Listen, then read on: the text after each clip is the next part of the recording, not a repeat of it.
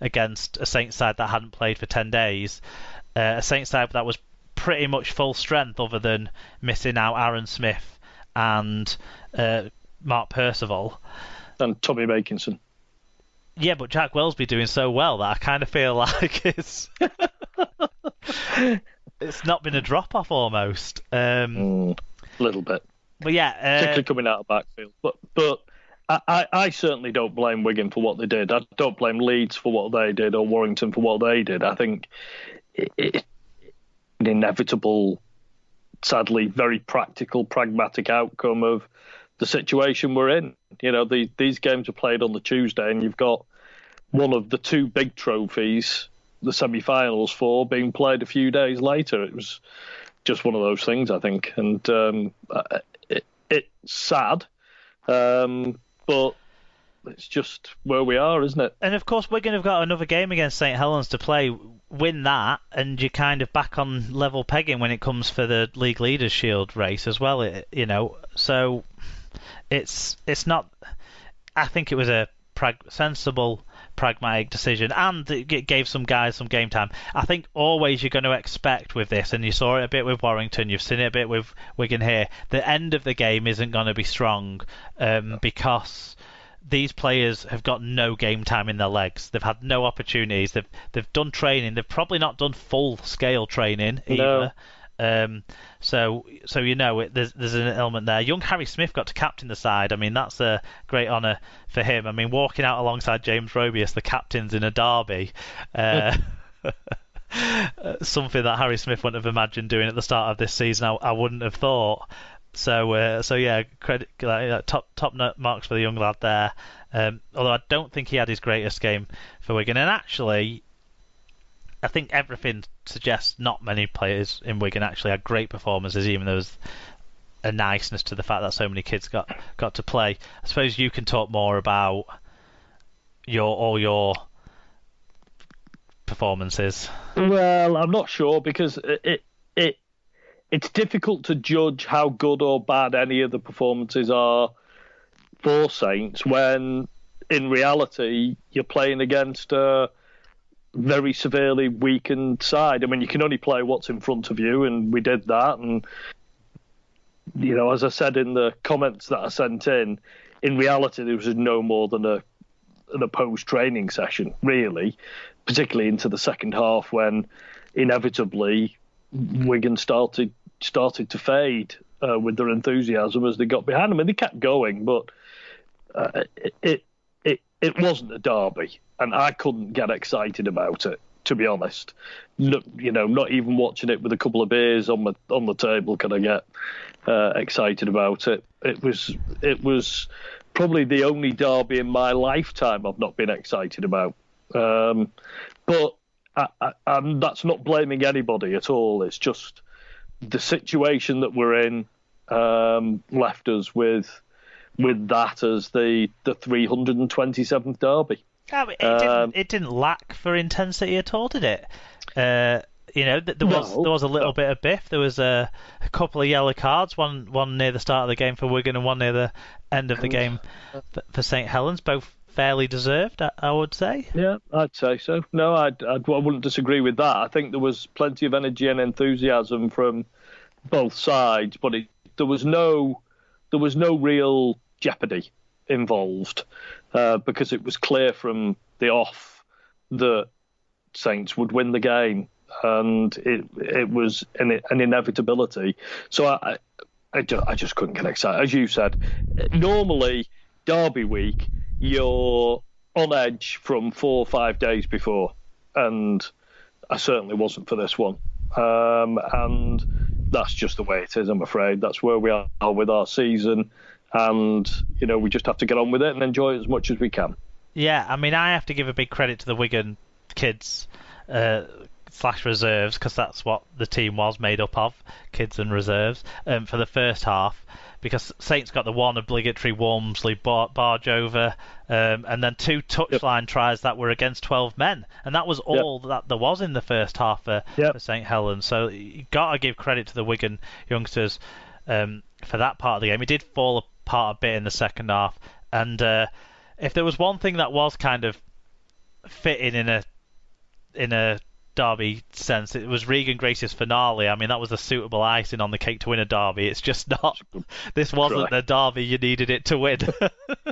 No, but I wish he'd saved that for the next derby that we have when you've got your full team out, Mark. Yeah, I mean, it did get Regan Grace 3 points in the Albert Goldthorpe race, James Bentley 2 and Lachlan Coote 1. In the Man of Steel points, though, they went more with where I would have gone. Roby got 3 points, Lomax got 2, and Bentley got 1. As well as getting 2 points in the Man of Steel chase, Johnny Lomax also picked up a Grade A dangerous throw charge for his challenge towards the back end of the game that got him the sin bin.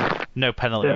No matches banned for his Grade A. James Graham also seems to have taken the brunt of the blame for Alex Walmsley potentially ending his Wigan career and his season and whatnot with that knee injury, unfortunate for him. James Graham, though, got the Grade A dangerous contact charge. Because he's not been around for so long, he's not had any other charges to deal with, so he didn't get any bans on that penalty notice. No further action for Sam Housel, sort of jump towards Lachlan Coote, late hit, and absolutely remarkable for me that Walmsley.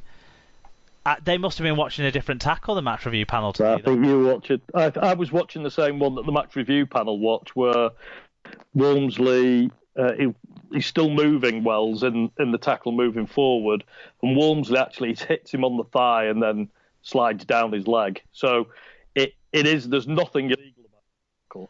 It's really unfortunate. I agree there's nothing illegal about the initial contact, but when he slides down, he comes off one leg, puts all his weight onto the other leg, and actually twists it as the player's being twisted from above by James Graham. And no, he doesn't. So I think what happens is the guys at the front are turning him to the ground as they do, and that's what turns his leg round and damages it. I don't think Alex did anything wrong, and it wouldn't be in Alex's nature to do something like that anyway. But that plays in his favour, doesn't it? Because if it had been another player who people think it is in their nature to do it, they'd have got a ban for this. Because Ben Flower got 2 matches for falling on someone's legs the other week, and that player didn't even get injured.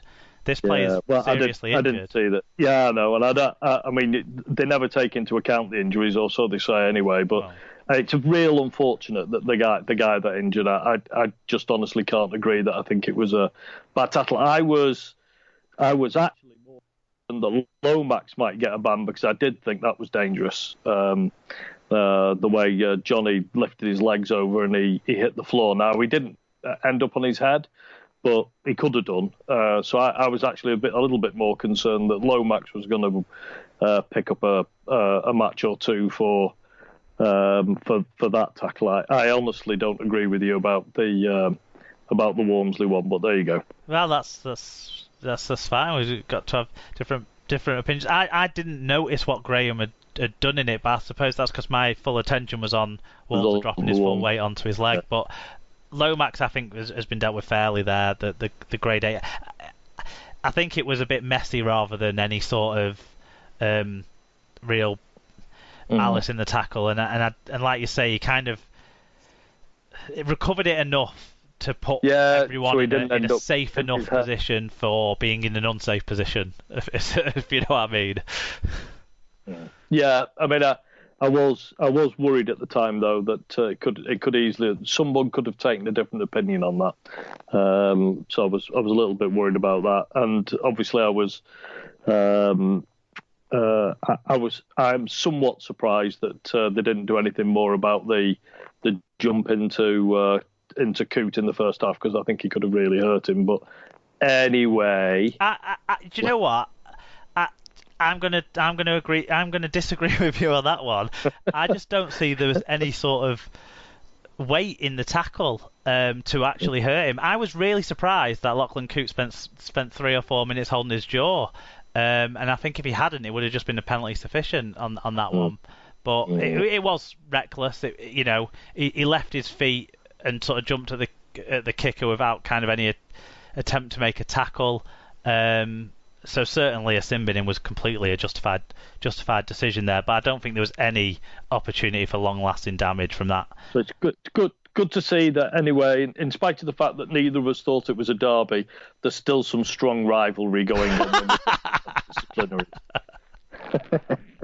Yeah, I mean, what did you make of any of the particular youngsters that stood out for you? Because Ben Kilmer stood out for me we were really pleased with the Saints hat on. We were really pleased to see Lewis Dodd make his debut, albeit he was making his debut at hooker rather than in one of the half-back positions, which is where we'd have liked to have seen him.